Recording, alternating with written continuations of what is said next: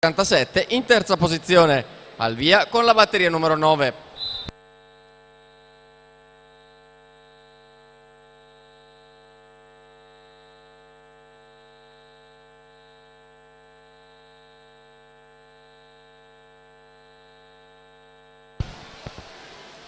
Per la batteria numero 8 Francesca De Zuliana alla 1, Anna Dalfarra in 2, Moran Conte alla 3, Greta Pavanna alla 4, Marta Gamberoni alla 5, Maria Clara Peretto alla 6, Arianna Caraggia alla 7, Giorgia Mosconna corsia 8.